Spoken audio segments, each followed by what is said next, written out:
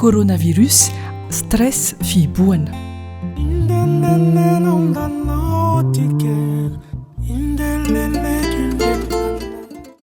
Nanomboka tamin'ny konfima voalohany dia nijanona tato an-trano fa za miasa trano.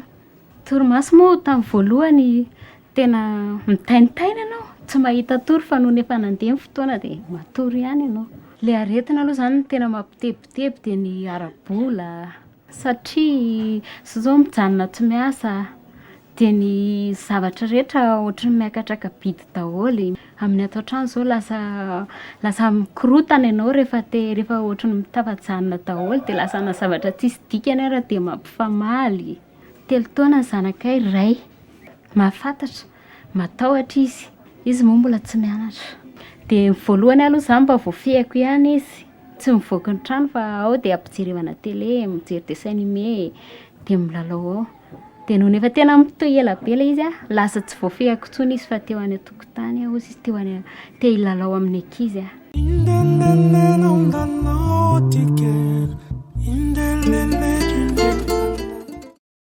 Tebiteby tokoa ato anatin'ity coronavirus ity satria mieritreritra ny fianakaviana sanatria misy fady, misy hotratra ohatra.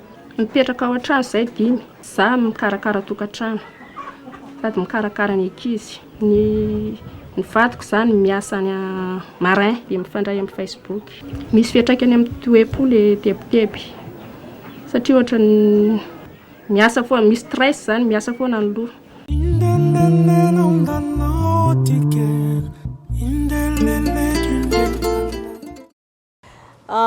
Telo mianaka izahay ny ao an-trano, efa lehibe fa tsy misy zaza intsony. Araka izany retraite izany dia mazava ho azy fa mihena ny anticorps ao anatin'ny tena, ny hery fiarovana izany. Noho izay antony izay dia ao ny AIA, ao ny tebiteby isan-karazany ho an'ny tena sy ny ankohonana. Ho ahy manokana izao dia ny ankohonako misy izay ao anatin'ny sehatry ny profession libérale, izany hoe miasa tena, izay tsy afa-miasa mihitsy noho ny antony izao confinement izao.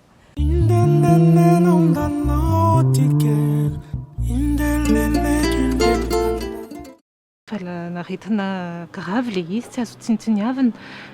Indrindrindrindra fa misy cas confirmé aty akaikinay. Mampitebiteby tokoa izy io satria miara-mipetraka moa izay amin'ny fianakaviana sy ny zanaka dia mila mitandrina ary indrindrindra miampiasa tena anahako dia tsy afaka mifandray manerasera aman'olona intsony na amin'ny resaka fidiram-bola izany ary indrindrindrindra fitandremana ny ao an-trano sy ny zanaka amin'ny renim-pianakaviana anahy moa dia tena mitandrina tanteraka mihitsiny. Dimy izay ny ao an-trano, manaraka confinement foana izay hatramin'izay sy manaraka ny toralalana natory indrindrindrindra amin'ny ana aman-jery.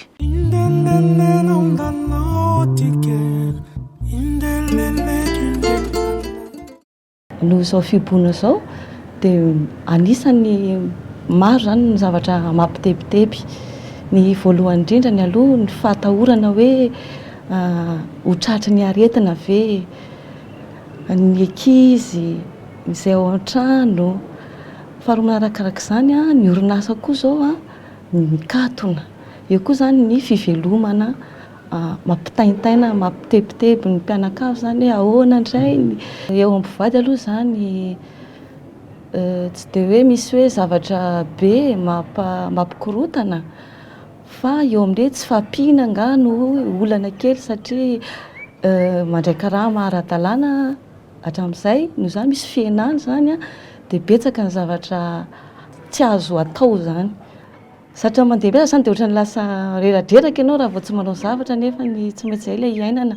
Ny ankizy koa moa zatra mitahaba eny izy dia voafehifehy be. Fihiboana ara-pahasalamana, fiarovan-tena mba tsy hifindran'ny arety mifindra. Izay no iainantsika sy firenena maro eran-tany manoloana ny fianaky ny valan'arety manerana coronavirus. Ny fantaniana mipetraka dia hoe natao an'ny olombelona ve ny fihiboana. Amaly izany i Dr Arson izay mpitsabo manokana ny ati-dosy ny saina.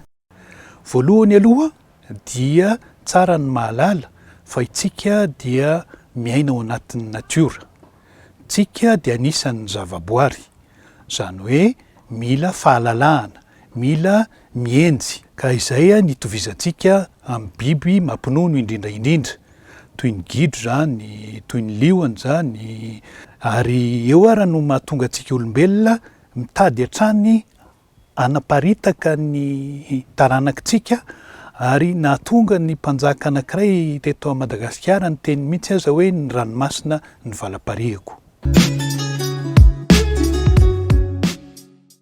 Sokajy faharoa indray itsika olombelona rehefa sendra misy fahadisoana, indrindraindrindra rehefa sendra misy eloka, amin'izao fotoan'izao ny zavatra ataon'ny tsara indrindraindrindra dia ny hoe ampidirina any am-ponja hiboka. Zany hoe ny fibohana zany dia natao hanasaziana olona sy hialana zany eo amin'ny fahalalahana. Fahatelo indray misy koa ao amintsika olombelona sitrapo andehanana mihiboka. Ao anatin'izany ny olona izay makeny amin'ny volana ohatra atao hoe astronaute, reny olona reny zany ny asany dia mahatonga azy mihiboka mandritry ny 2 volana 3 volana eny enim-bolana ary izy eny ambony eny. Ao koa ny tatsambo ohatra, indrindra reny olona mandeha amin'ireny le sambo misitrika ireny, ny sous-marin, toerana ety dia ety mihiboka any, zay ny asa. Rehefa zay ny sitrapo, zay ny tadiavam-bola, dia afaka mihiboka zany tsika olombelona. Ny fahaefatra dia ao koa ny fibohana noho ny sitrapo ihany koa, fa noho ny fitadiavana ny atao hoe filaminana. Amin'izay fotoan'izay zany dia miresaka tsika ohatra reny le atao hoe moanina reny zany, ao reny le mpanao haiady avo lenta, zay mitady ny fialana tanteraka amin'ny fiarahamonina mba hahafahany mieritreritra makasaina lalina ary ahatongavana any amin'ny fenitra avo dia avo. Ao anatin'izany koa ny mpivavaka ohatra, zay misy koa ny fialana amin'izay fiarahamonina izay mba hahafahana tena mivelatra ao anatin'izay finoana izay. Inona no atao voalohany zany mba handrindrana ny fibohana? Ao aloha ny fandaminana eo amin'ny resaka toerana, dia ao ny fandaminana eo amin'ny resaka fotoana. Eo amin'ny resaka toerana dia iarahantsika malala fa ny olombelona tsirairay dia maniry sy mitady te hanana toerana manokana ho azy. Ka noho izany tsara raha ohatra ka misy izay toeran'izay, ohatra hoe ny ankizy tsirairay dia manana ny toerana na dia hitehirizany fotsiny aza ny kilalaony na koa hipetrahany rehefa sendra misy fotoana ahafahany mipetradrery na te hipetradrery. Eo amin'ny resaka fotoana indray dia tsara raha ohatra ka halamina ao anatin'ny tontolon'ny andro ny fotoanan'ny tsirairay. Eo zany dia tsy maintsy misy ny ametrahana ny atao hoe rituel hozy izay dokoteran'ny atosiny saina. Zany hoe vao maraina zany manomboka eo amin'ny fifoazana dia tsy maintsy harindra ny fotoanan'ny ankizy ka hatramin'ny lehibe indrindra, satria iarahantsika malala angamba fa raha samy hiditra ao amin'ny toeram-pisasana daholo ny tsirairay dia mety mifanjevo. Zany fifandaminana zany dia miainga voalohany indrindra eo amin'ny ray aman-dreny, dia tsy maintsy mirahina, tsy maintsy mifampihevitra, tsy maintsy mandanjalanja miaraka ahoana ny ahafahana manamboatra ny fotoanan'ny ankizy sy ny fitondrana ny tokantrano. Satria raha ao ny vehivavy izay mikarakara ny sakafo, rangaha tokony ohatra hiaraka hilalao amin'ny ankizy, na koa mampianatra zany andreo izay tokony hamerindesona na tokony hamaky boky. Ahoana no hialana amin'ny tebiteby mandritra ny fibohana? Ny zava-dehibe indrindra ahafahana miady amin'ny stress amin'ny fibohana toy izao dia ny fiatrehana ny andro androany. noho izany a ny fandaminana ny zavatra zay ataontsika na ao amin'ny ara-tsaina na ao amin'ny ara-batana na ao amin'ny ara-panahy. Eo amin'ny ara-batana dia iarahantsika malalina fa mety misy zany fietsehana toy ny fanatanjahantena kely, indrindraindrindra raha ohatra ka raha manao zany eo amin'ny mpianakavy, zany hoe manao exercice kely zany a ahafahana miaraka mirona eo amin'ny fitaizana ny vatana. Misy a ny fikojakojana ny ara-panahy.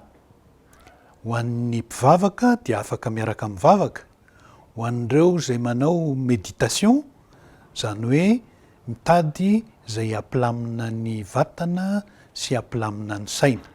Ohatra tsotra indrindra amin'izany dia ny fanaovana fietsehana amin'ny resaka fisefoana. Mipetraka amina toerana milamina ianao, atao malefaka dia malefaka ny ratsana sy ny vatana, dia mifantoka tanteraka zany a amin'ny fisefoana. Rehefa avy eo dia mety afaka mifantoka amin'ny faritra tsirairay amin'ny vatana mandritra zany fandaminan-tsaina zany. De rehefa manao an'izay mandritra ny fotoana vitsivitsy a, dia miverina ny filaminana eo amin'ilay olona. Ny zavatra azo atao ihany koa eo amin'ny mpianakavy mazava ho azy dia ny fiarahana milalao, na milalao karatra zany, na manao dômy zany, na zay zavatra rehetra azo iarahana ifampizarana ao an-tokantrano dia mety avokoa.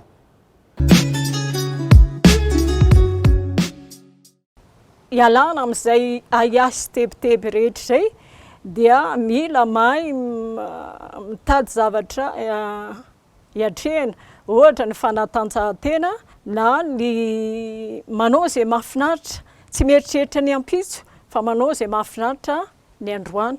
Profiter le moment présent le maximum, zay zany no tena zava-dehibe mba tsy eritreretana loatra fa plus ianao mieritreritra plus tsy milamina ny saina.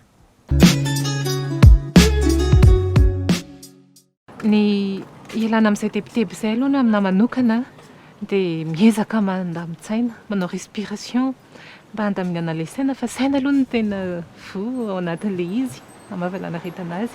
Ary ny soroako anazy a dia mandray andraikitra, tsy mivoaka ny trano, olona iray ihany no atao aminay no mivoaka ny trano, ohatran'ny hoe zandrinay, dia mampiasa alcool foana, manasa zavatra amin'ny savony zay zavatra azo vidiana.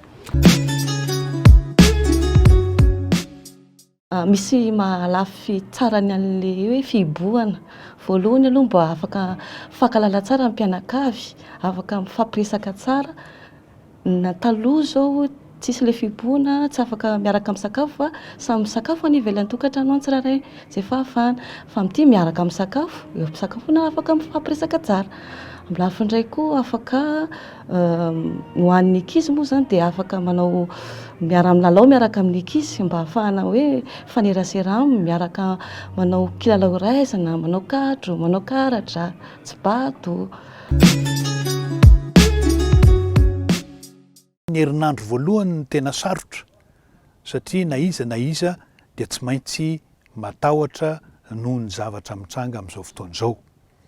Fa kosa noho ny fampiasana n'ilay atidoha fahatelo na ataona hoe cerveau cortical, ary indrindraindrindra ilay toerana aty anoloana aty amin'ny atao hoe frontal, dia afaka manadiady, afaka mandanjalanja, afaka mieritreritra bebe kokoa, dia afaka mandamina tsikelikely ny saina sy mandrindra ny fiainana amin'izay fotoana izay, mba ho tonga aza ho fahafahana mieritreritra sady no avy ny zava-mitranga toy izao.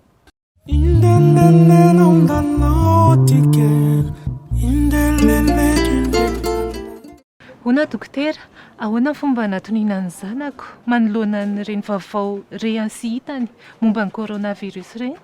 Manelingelina ny sain'ny olombelona indrindra dia ny fanarahana vaovao tsy tapaka.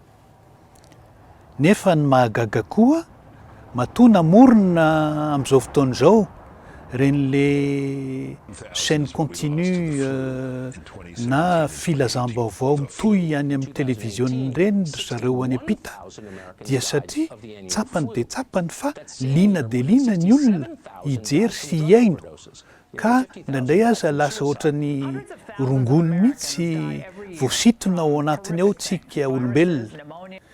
De eo zany ny anay dokoteran'ny atosiny saina ny zavatra lazainay de ny hoe tokony amin'ny fotoana anankiray ao anatin'ny tontolon'ny andro ihany no tokony hijery na eno ny filazam-baovao. Ary ny tsara indrindra aza dia amin'ny hariva rehefa reraka ny ankizy na koa rehefa makany am-pandriana ny ankizy.